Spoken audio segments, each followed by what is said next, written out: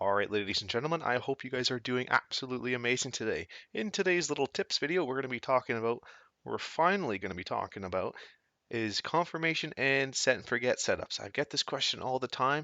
I explain it in the videos, but I'm going to really try to dumb it down to its simplest form so you guys can grasp the concept of set and forgets versus confirmation trade setups.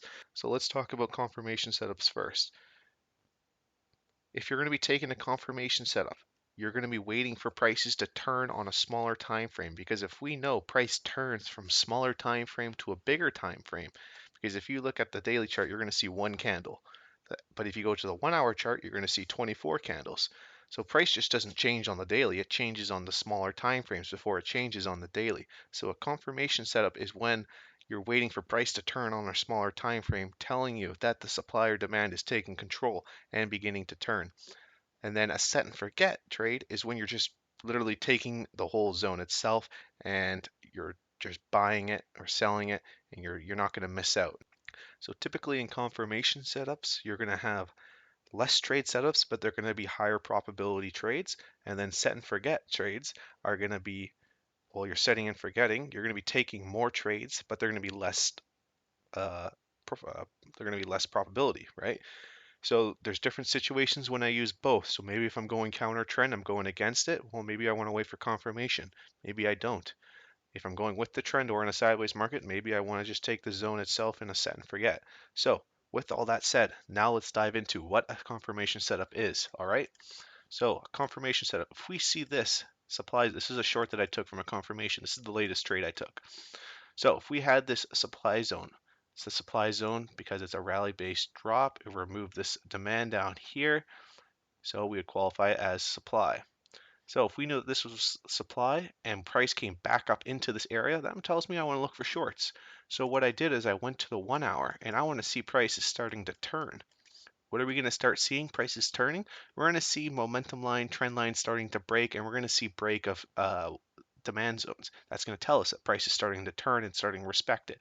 So here I saw this rally-based rally being removed, and so we broke it, broke trend, came all the way down, and I did catch this pullback right from here.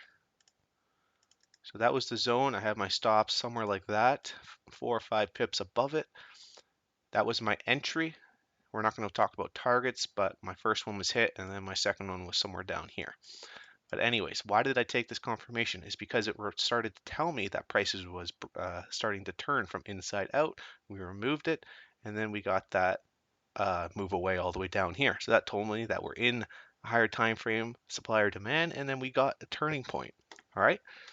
So if we want to go to Euro USD, this is filled with examples right now, so that's why we're going to be going into it. I'm going to be trying to talk about as many as I can so you can get the concept.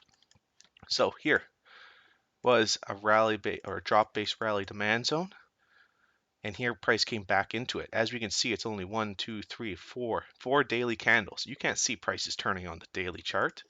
So what you could do is you could go to the 4 hour. What did we see on the 4 hour? We saw this momentum getting broken, trend getting broken. We saw supply getting removed from here.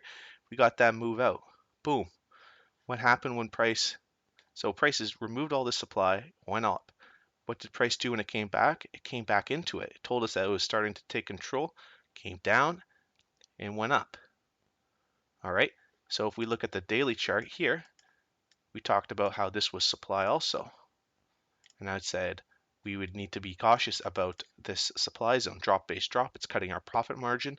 If we look for shorts, it's better to look for confirmation. So if you see let's go to the 1 hour time frame. If we know that this is daily supply up here, prices comes back in. So what we want to see is getting supply removed, or sorry, demand getting removed on a smaller time frame. That's telling me that price is starting to change, and then you could try to catch that pullback. So if we knew that this was possibly supply, then again, we want to determine if it's good supply or good demand. That will tell us if we want to enter it, but that's just going to tell us if it's starting to turn. Now maybe if you went to the 30 minutes, we'll try to see a level right here. So here was that move down. Why was this confirmation? Big drop, removed all this demand, so you could try to catch a pullback.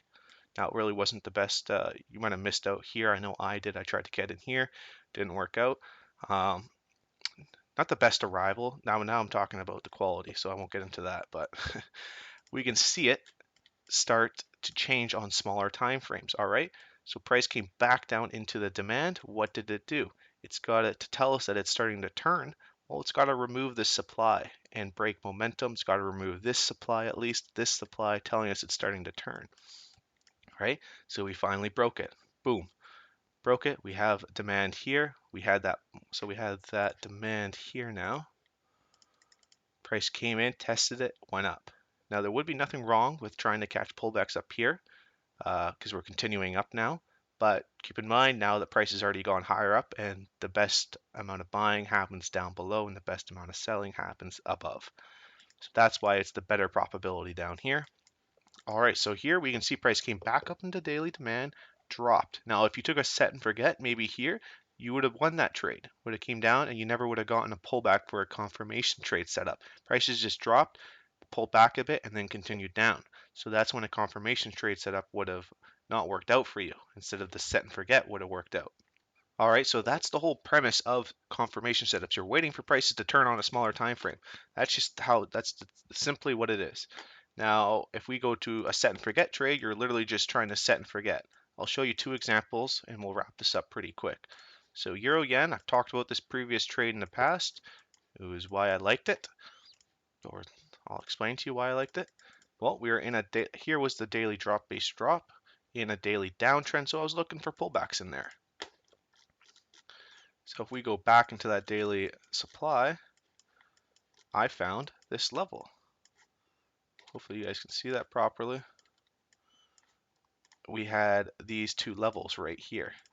And so I took the short up into here, and that was a set and forget trade. Now, if you took the confirmation trade setup, you never would have gotten filled or a pullback. So that's one of those times where confirmation wouldn't have worked out for you. Another one would have been a trade setup that I saw once I got back was this Aussie USD. It was a set and forget. We were looking at this one, this demand zone right here, and I was eyeing this zone right here.